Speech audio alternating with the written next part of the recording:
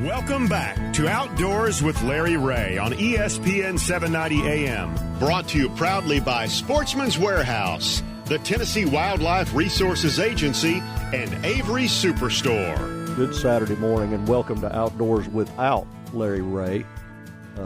He's AOW.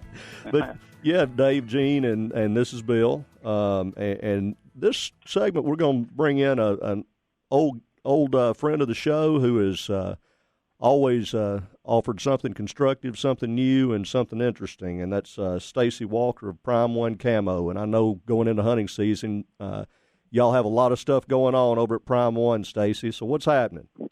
Hey guys, yeah, we're hopping like a bunch of chickens with our heads cut off right now. It's crazy. It seems like hunting season keeps getting bumped up earlier every year, and so it kind of puts the feet to the fire. And we've developed a new line of what I call Stock One series camouflage clothing that is going to cater to more of your stalking active hunter that gets out. It's a mid-weight pant that has padded knees, and it's performance stretch, got pockets all over, higher waistline.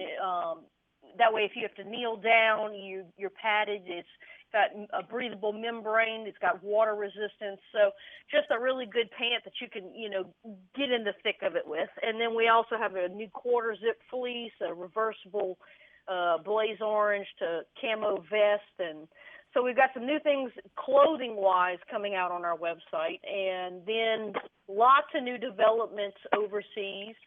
We just signed a contract with a company called Bushbuck.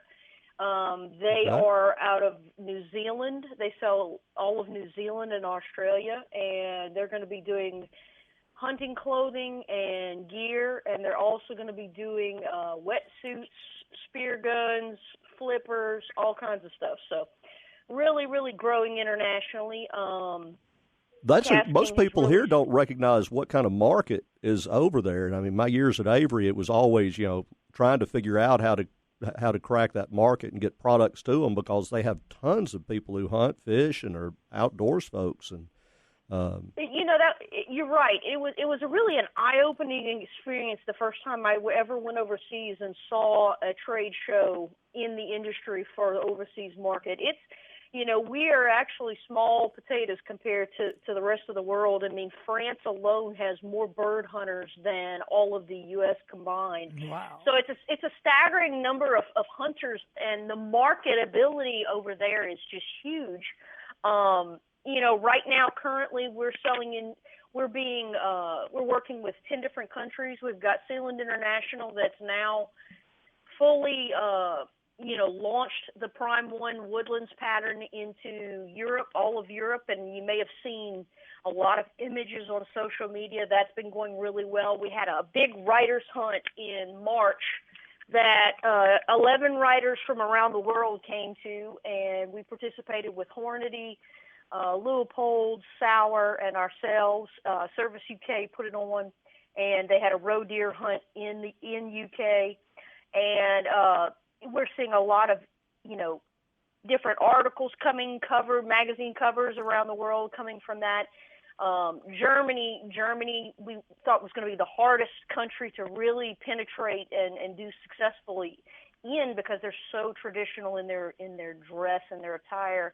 But they sold out of the Prime One Hawker suit in a week, so we were really excited about that. Yeah, So yeah, globally the hunting and fishing industry. In fact, I was on email this morning with Pure One. Pure Fishing has an Australian division that is looking to revamp their entire fishing program right now with us. So a lot of growth overseas, and we've added a couple of new pros this year. We've got let me get my list up for you. We've well, of course, we're keeping American Archer. We're keeping Ultimate Match Fishing. We've added Josh Hogue with. He's going to have Hodge Wild is going to be his show. He's Billboard country music artist that was really excited to get him on board. So, a lot of new developments. We're keeping Timmy Horton and all of our normal, panel of guys. Picked up Cliff Crochet from Louisiana, the Cajun boy. So, had to pick him up as it's my home turf. So we've added a few new pros, a couple of new crappie tour guys. So across the board, a lot of growth this year, and people who are looking for our clothing.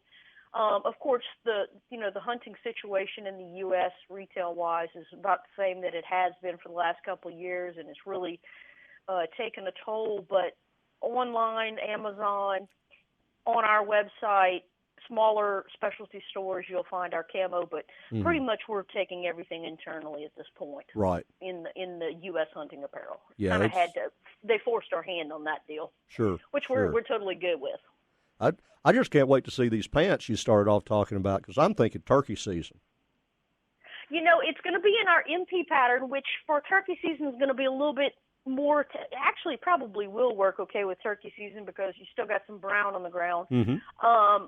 But the padding and that slick, you know how it is when you're walking through a sage grass field in the morning and your pants get wet because of the dew, or you're sitting down, you got to kneel down. Like when I was in Argentina this year, you wouldn't dare kneel down over there because everything was going to stick you. That really impressed upon us the need to have something. And it actually is taken from our dealings with the tactical side of the market. All of the tactical pants SWAT team guys, they all have built-in padding into their knees in their pants. They have a higher waistline in the back so it keeps your belt from kind of eating up the back of your pants. You know how that happens. Sure. So we've put a lot of technical thought into adapting some tactical application into our new hunting pants. So we're excited about it. Very cool. Very cool. Come a long way from no military camo, hadn't it? Yeah, I tell you what, it's a crazy market.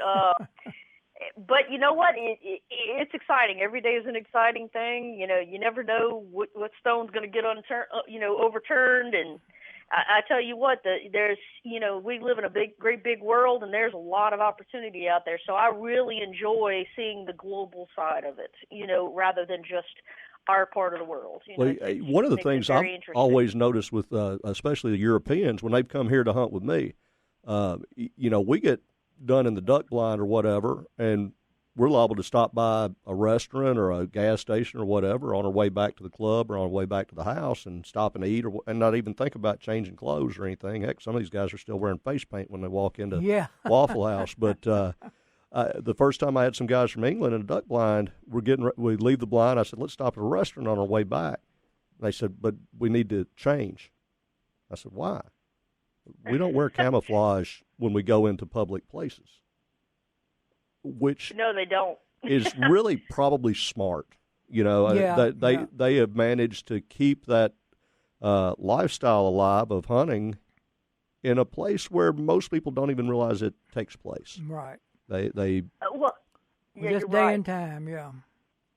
I'll tell you where is and this was news to me, but I'll tell you where, and we kind of have dabbled in it. Our friends over at Boken Adventure in Japan, but another country that's really, really got a lot of growth in the hunting industry and is starting to take off is China. Believe it or not, they have what's called hunting clubs. And they'll bring in basically the concept of, exotics and animals, kind of like the Texas high fence areas. Mm-hmm. And people join these clubs, and they have gun handlers that, carry the gun, because a lot of them, you really can't own guns over there. But it is a big deal. They are, hardcore committed to their gear, clothing-wise, and really playing the part.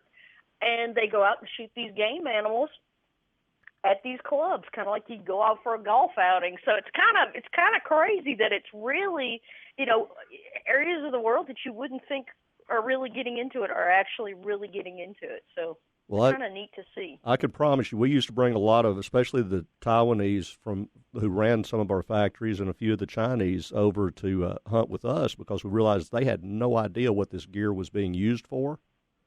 Yet, so they had never hunted, as you know, back then. And half of them had never seen a cow before, and they get here, and it was amazing. Some of them became just diehard. I mean, they would do anything to get another trip back to get to hunt again. So we sure don't own a patent on the desire to be in the field. No, it's really kind of a neat thing. You know, it's a neat thing, the love as an outdoorsman, and I was at the Legends of the Outdoors banquet was 2 weeks ago in Nashville on the General Jackson, and I got to go over and hang out with the whole crew, including the Mossy Bunch and everybody else, and we all had a good time. And it was amazing to hear everyone talking about, you know, how important, and, you know, we take for granted, and it's kind of a sad thing, and I'm glad I'm getting to say this on the radio, because I didn't realize it, but they said that our sales across the board in hunting license renewals for last year had dropped astronomically on how many hunters we've lost. And I was really shocked by that, because, you know, we honestly, the retail should tell us that, because we're seeing the results on the retail side. But, you know, we just take it for granted. We all just, it's hunting season. Everybody gets excited. Everybody goes out. We all go fishing.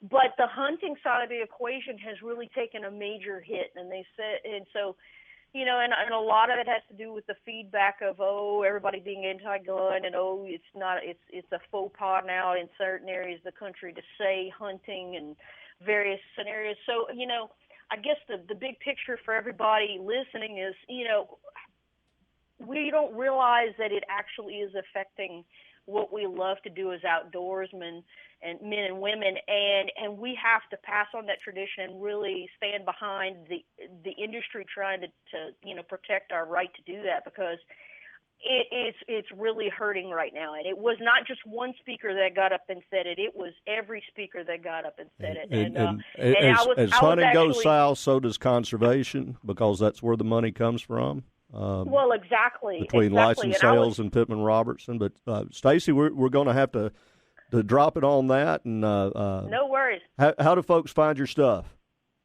Tell them to go to prime1camo.com, and they can click shop now, and tell them to use the promo code HERO1, and they can get 20% off of everything. HERO1 and 20% off. That's awesome. That's correct. And it's Prime1, PRYM, the number 1 camo.com. Nice. Thank you very much, Staci. We'll talk to you next time.